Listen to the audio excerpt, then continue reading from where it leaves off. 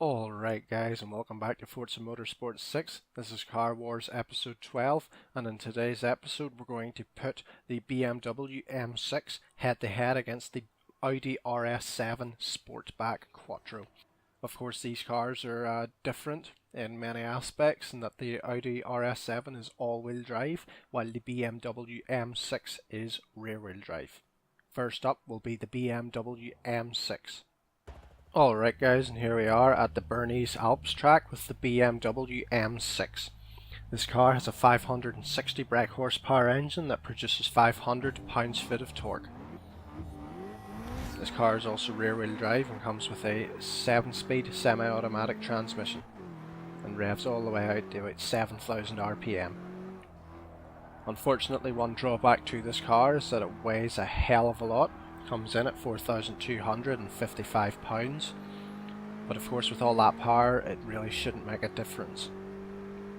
Around that first corner it was actually not too bad. Around this one, yeah, I've messed it up, kind of understeered wide. That was my fault. This car actually feels really planted and it feels incredibly fast. I love the interior. I think, oh, the interior looks so nice in this car.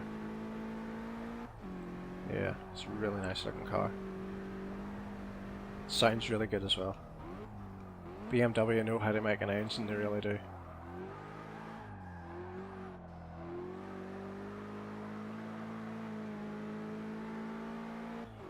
Coming down in through here, we're sitting around 100 miles per hour for that corner.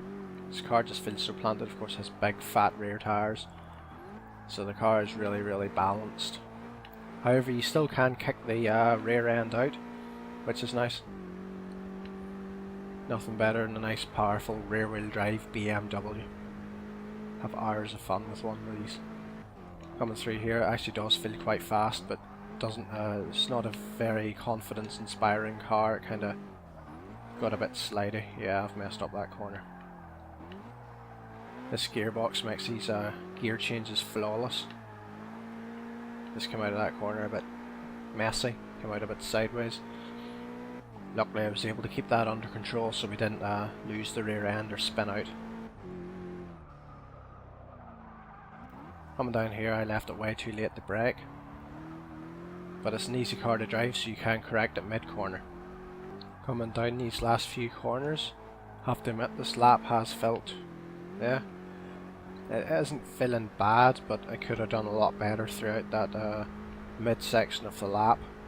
There were a couple of instances where I could have carried more speed, maybe braked a wee bit later, but this car is quite easy to drive and it's quite enjoyable to drive.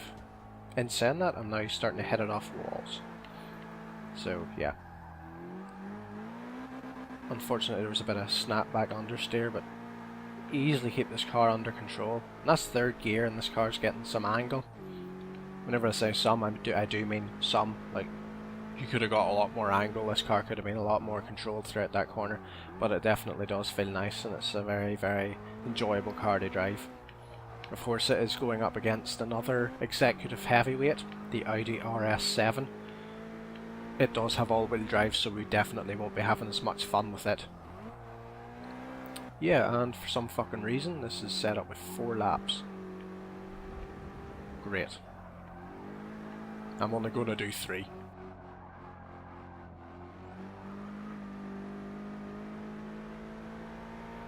Coming down here, this car picks up speed really easily and really well, and of course it's got the big strong brakes which make the car get stopped really quick, and you can get the turn in done very easily.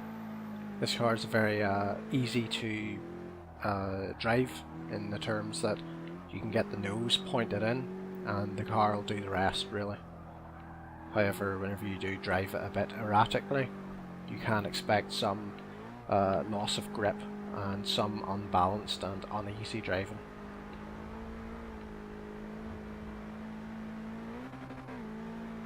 This here section is my favourite part of this track. I love getting through these corners. And this car, it feels so easy through those corners, it feels so planted. Even around this last sweeping bend, it's just an enjoyable car to drive. But let's see, at the end of the 3rd lap, let's see what the lap times are like. We're coming across the line with a 1:39 seconds. Of course we're only supposed to be doing 3 laps, but I accidentally set it up for 4. So this lap's just going to be kind of a cool down lap, and I'll see you back with the Audi RS7 once we return to the Bernese Alps. Alright guys, and we are back with the Audi RS7 Sportback Quattro. Of course this car actually has less power than the BMW.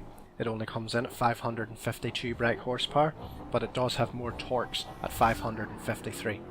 It also has an all-wheel drive system, so it should be much easier to drive in the corners. Oh shit, wrong way. No, wasn't supposed to shift down. First corner actually feels really good. I have to admit the interior in this car looks a lot better. Do you like an Audi interior now?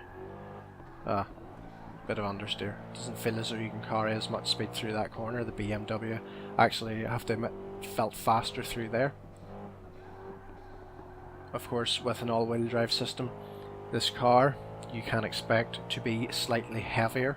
However, it isn't that much heavier. It only comes in at 4,310 pounds. So it isn't actually that much heavier, although it has an all-wheel drive system. So I'm somewhat expecting a really fast competitive lap time out of this car. First couple of corners have made some mistakes, however this car is very forgiving, obviously because it does have the all-wheel drive system. But that corner I made a hell of a mistake. I tried to carry too much speed, and one thing that the Audi does do well is understeer due to the high amount of weight and the all-wheel drive system. So it is a very boat-like car in the way that it will go around corners. Oh Jesus Christ. Right. I was too busy looking out the window and fucked up. Whoops, my bad. Well, let's try and do this. Right. I don't even know what I was saying. Just forget it. Fucking oh. Need to pay attention. Anyway, coming around this corner, it just feels a bit understeer-ish.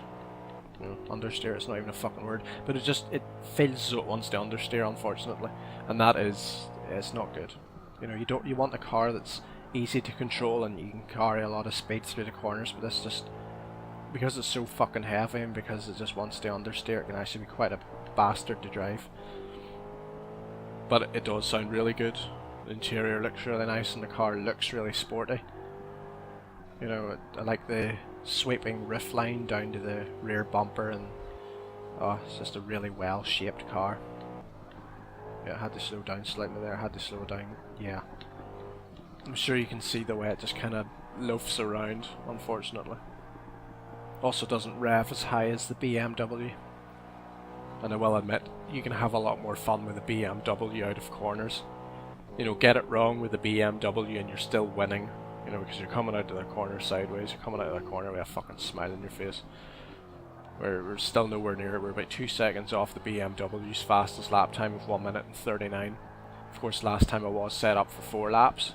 However, I didn't race the 4th lap, I just kept the 3rd lap its fastest result of 1:39 seconds. Oh shit, understeered wide. It does feel as though the BMW can carry much more speed throughout the corners, which is unfortunate because I kind of hoped that the Audi was the faster car. Yeah, there we're actually getting slower, that sector. I'm sure in real life this car would definitely be the faster one due to the all-wheel drive system, but whatever way Forza has its physics, understeers it's just a pain in the ass. And of course you can only really turn the steering wheel like half lock, you know. Forza doesn't realise that the steering wheel can turn 360 degrees numerous times. But anyway, I'm actually enjoying driving this car. It's been a long time since I've been behind the wheel of this car. It's one of those that I don't really get to drive very often due to the fact that in the executive heavyweight class there's much better options to choose from. But I will admit it did feel good through that corner. But then we get to this one and it just feels like shit again. It's understeered way out wide. The BMW has simply won this due to the fact that it's a much easier car to drive. Anyway, final lap, and we'll be crossing the line with a 1 minute and 41 seconds, so we are 2 seconds slower than the BMW. I will admit I did not expect that. However, this car does have less horsepower, and it does weigh slightly more. I honestly thought that maybe a bit more torque would have kind of saved this car, but understeer was just, it was ridiculous, it really was. But anyway guys, I have to admit, these two cars were unbelievable to drive. Probably two of the more exciting executive heavyweights in that they are incredibly fast in not only a straight line, but also quite fast around the track. However, the BMW was much faster than this Audi RS7. But I will admit that if the car I would rather have would be the Audi RS7, due to the fact I think it looks a lot better, it looks a lot more sporty. But guys, thank you so much for watching. I hope you have enjoyed, and I'll see you in the next one. Goodbye.